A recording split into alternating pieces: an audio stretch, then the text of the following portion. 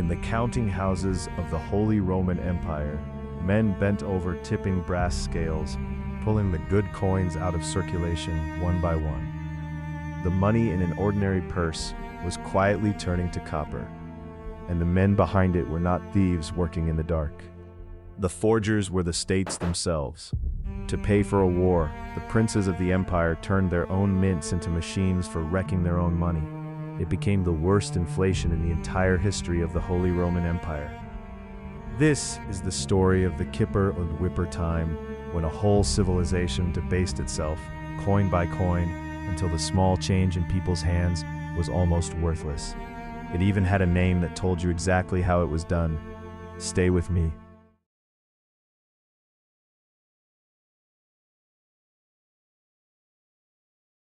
This film is presented for historical and informational purposes. Every figure in this story is long deceased, and every fact is drawn from the public record and the work of economic historians and central banks. If you enjoy these stories, consider subscribing so you never miss a case. The tipping scales.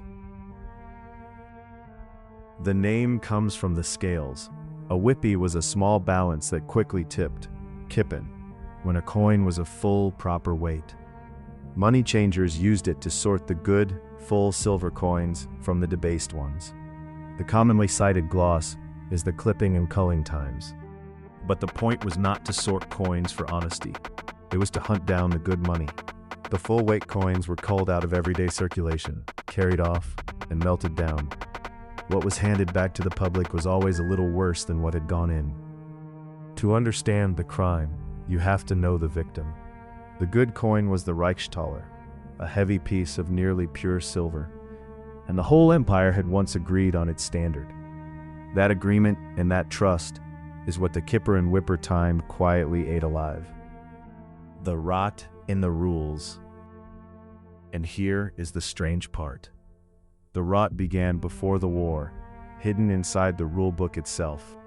The Imperial Coinage Ordinance of 1559 set the standard for small change too high. Minting honest small coins was a guaranteed loss. Look at the arithmetic, as the German central bank later reconstructed it. Take about 23 kilograms of silver, strike it into large thalers, and a mint made a profit of over 14 guilders. Strike the very same silver into little 3-pennig pieces, and the mint lost over 46. So many were already quietly cutting the silver in small coin long before the first shot was fired. Then, in 1618, came the shot. The defenestration at Prague lit the 30 Years' War, and war is the most expensive thing a state can buy. The Emperor Ferdinand II and every prince around him suddenly needed money on a scale no honest mint could provide. So they stopped being honest. The machine. The machine worked like this. Agents used the good, high silver coins already in people's hands as raw material. They melted them, mixed in copper, tin, or lead, and struck new coins with less and less silver, until at the end, almost pure copper was circulating, sometimes washed with a thin silver coat, so it still looked the part. The debasement was staggering, and we can measure it. In the Duchy of Braunschweig-Wolfenbüttel, the old ordinance allowed 110 groschen to be struck from 1 mark of silver. By 1621, they were striking 330 from the same mark. 2/3 of the silver simply gone. That figure comes from the economists Schnabel and Schinn.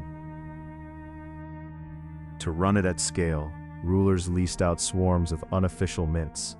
The Germans called them Heckenmünzen, hedge mints, because they seemed to spring up behind every hedge. Their subcontractors were the Kipper und Wipper themselves, buying up old good coin with new bad money at ever-rising prices, then melting the good and reminting it worse. This was not a black market operating against the state. It was the state. On the 18th of January, 1622, a consortium that included the financier Hans de Witte and the General Wallenstein leased every single mint in Bohemia, Moravia, and Lower Austria. For that one deal, the arrangement handed the emperor 6 million gulden. 6 million. conjured out of nothing but the gap between what the coins said they were worth and the cheap metal they were actually made of. The counterfeiter was wearing a crown. The collapse. Once the state was the forger, the value of money fell off a cliff. Measured against the good silver Reichstaler, the exchange rate tells the story. In 1618, it took about 1 guilder and 32 Kreiser to buy one. By 1622, it took roughly 6, and in electoral Saxony and Nuremberg, the rate spiked as high as 15. For the small coin in a laborer's pocket, it was worse. The Berlin coin cabinet records that a regional Kreutzer, worth 1/90th of a Reichstaler before the war, was worth less than 1/390th by the end of 1621. Roughly 3/4 of its value wiped out. Then the poison spread across every border. As the economic historian Charles Kindleberger described it, a debasing state would carry its bad coin to its neighbors and swap it for their good coin.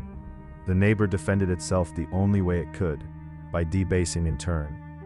More mints opened. The whole system accelerated, in his phrase, in hyperfashion. In the markets, the effect was terror. A merchant would look at the coin in a customer's hand, weigh it, and refuse it. Prices soared. Wages paid in the morning bought less by the evening. The everyday trust that lets people buy bread and sell cloth was dissolving in real time. The reset.